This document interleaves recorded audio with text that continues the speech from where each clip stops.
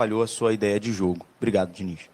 Então, primeiramente, boa noite. Eu acho que o jogo, a gente fez um primeiro tempo muito ruim, principalmente na parte de marcação. E o Palmeiras soube se aproveitar. É verdade que fizeram 3 gols, mas foram as 3 primeiras chances que o Palmeiras teve no jogo, eles aproveitaram as 3.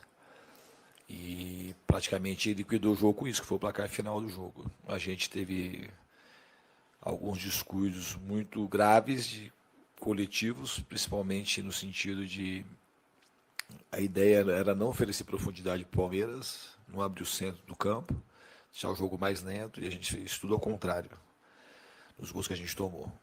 E também não oferecer transição. Então a gente, isso que eu falei na minha primeira explanação, da gente deixar o jogo mais lento e não oferecer profundidade, a gente tomou 2 gols assim. E o segundo gol, o primeiro e o terceiro, o segundo gol a gente estava com a bola no pé, forçou um passe dentro, ofereceu a transição ao Palmeiras. Achei também que foi falta no lance. Pelo critério que o juiz estava adotando, foi falta. Ele deu um monte de falta como aquela em vários momentos do jogo, mas aquela ele escolheu não dar. Obviamente que os desfalques, faz falta no sentido, o time estava muito encaixado na marcação, o time ficou coeso e estava fazendo partidas muito seguras. Então, como o nosso principal problema hoje foi a marcação. O time não jogou mal com a bola no pé, nem no primeiro tempo. No primeiro tempo faltou um pouco de ser mais agressivo, chegar com mais gente na área, acertar mais as finalizações. Mas o nosso problema principal no primeiro tempo foi a gente marcou mal o Palmeiras naquilo que a gente tinha mapeado. Não foi uma surpresa, a gente tomou uns gols da maneira que a gente achou que podia tomar. Então, isso que deixa a gente com um olhar negativo, muito negativo, porque foi o primeiro tempo. Diniz aqui, Bianca Molina, TNT Esportes. Em dado momento, Diniz, no segundo tempo, o Lucas Oliveira tocava na bola e parte da torcida do Vasco presente hoje no Allianz Parque vaiava o jogador. Não sei se tu já tiveste tempo de conversar com ele sobre isso, mas tu que é um técnico que sempre te notabiliza por recuperar e trabalhar bastante o mental dos atletas, como fazer para trabalhar nesse caso específico? Porque a gente está falando de um zagueiro que não começava uma partida desde fevereiro, ele volta a ter uma oportunidade como titular e já sai com uma imagem ruim perante o torcedor. Obrigada. Acho que faz parte da vida do jogador, e ele tem que saber absorver, e ele vai saber absorver. Ele foi ganhando essa condição nos treinamentos. Embora ele não tenha começado a partida desde fevereiro, ele jogou praticamente uma partida inteira contra o Flamengo no Maracanã, um jogo muito duro, marcando jogadores extremamente rápidos. No caso, ele ficava praticamente mano a mano com o Bruno Henrique muitas vezes. Tomou cartão amarelo no primeiro tempo e conseguiu fazer um jogo muito bom. As outras partidas que ele entrou durante o jogo, ele foi muito bem e ele merecia a chance de iniciar o jogo. Agora é saber absorver as críticas da torcida, e está tudo certo. O torcedor tem que vaiar mesmo e está tudo bem. E o Lucas tem que saber absorver e vai contar com o nosso apoio aqui dentro. E ele é um menino forte e vai saber lidar bem com isso. Diniz, Valentim Furlan do UOL. Queria saber sua opinião sobre o anúncio de hoje da CBF do novo calendário para o ano que vem. Então, de uma maneira assim, bem superficial, eu achei que foi positivo, mas eu não me debrucei muito ainda sobre o calendário, para falar a verdade. Estava mais focado no jogo, não posso te responder com mais profundidade. Mas, de maneira geral, pelo pouco que eu troquei de ideia com algumas pessoas, eu acho que tem mais coisas positivas do que negativas. Boa noite, Diniz. Isabela, da Rádio Exclusiva e da Rede Ronaldo aqui. Eu vi algumas críticas, dos torcedores na internet e eu queria saber a sua opinião. Se você achou também que o Vasco foi muito apático hoje na partida contra o Palmeiras. Eu achei que no primeiro tempo o torcedor tem razão. Eu acho que a gente tem uma certa apatia, uma diferença de intensidade e por isso que a gente tomou os gols que a gente tomou. Eu acho que nesse sentido eu concordo com o torcedor.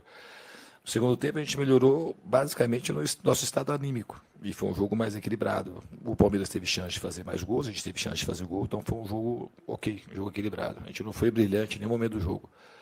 Mas no segundo tempo, a gente fez uma partida melhor que no primeiro tempo. A gente marcou melhor, a gente chegou com mais contundência, a gente teve chances, pelo menos 2 chances muito claras de fazer o gol. Tivemos bolas paradas perigosas, tivemos chute fora da área. E coisa que não teve muito no primeiro tempo. Então, a análise do torcedor em relação ao primeiro tempo, eu concordo, tem a minha anuência.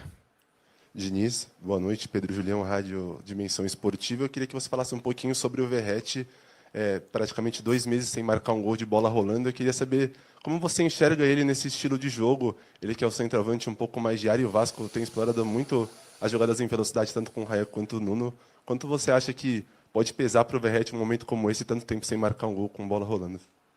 Não, o Veguete, toda coletiva tem uma pergunta sobre o Veguete. Agora tem que vir sempre preparado para responder uma pergunta do Veguete, que o fato de ele não fazer gol, uma hora ele vai fazer gol. Hoje ele teve chance no primeiro tempo, ele cabeceou, ele teve presença, teve uma bola que ele, o pé que ele se jogou, quase que ele fez o gol também.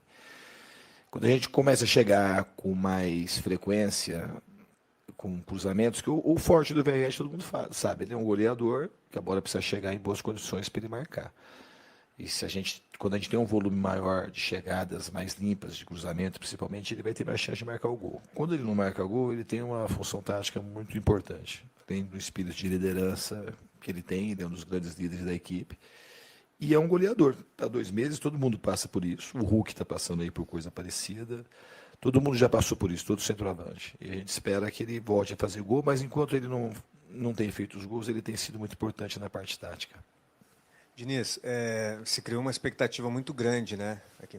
Se criou uma expectativa muito grande para essa partida, porque o Vasco vinha de enfrentamentos muito bons contra as equipes lá de cima, jogando bem contra o Cruzeiro, foi uma vitória bastante contundente. Do jeito que foi a derrota hoje, até o Léo Jardim falou também nessa linha de pensamento de que o time entrou desligado no início. De que forma o jeito da derrota hoje não pode abalar o time? Como é que você está lidando com isso para manter o foco, para recuperar, para manter nessa pegada que o Vasco vinha até esse momento, né, de bons jogos, boas atuações? Então, isso é uma coisa relativamente fácil, porque não tem abalar o quê?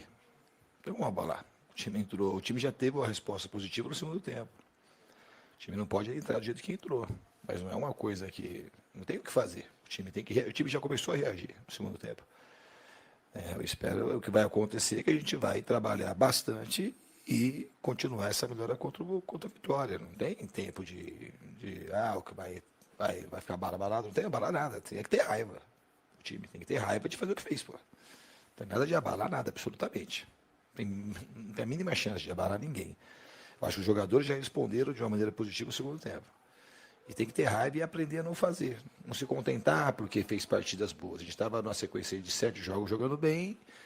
Isso é uma coisa natural do ser humano, mas assim, os seres humanos que eles se diferenciam é quem não cai nisso, não se acomoda. Então, uma certa acomodação que levou uma certa apatia, que todo mundo percebeu e que levou os 3-0 do Palmeiras no primeiro tempo.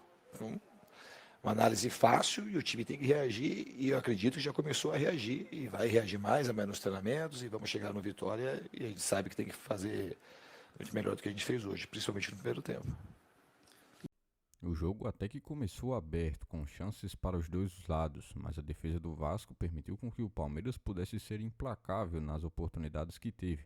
Logo aos 6 minutos, contra-ataque fulminante, com a equipe do Palmeiras já conseguindo abrir o placar com 1-0.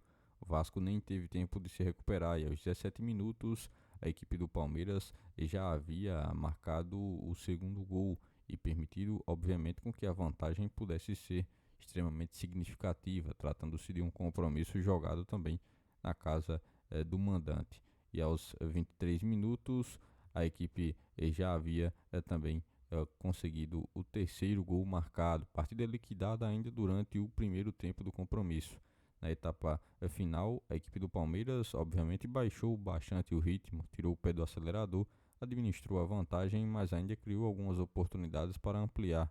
O Vasco até tentou uma reação, criou algumas oportunidades, mas esbarrou na equipe e também na partida do goleiro Everton, goleiro palmeirense, que conseguiu segurar.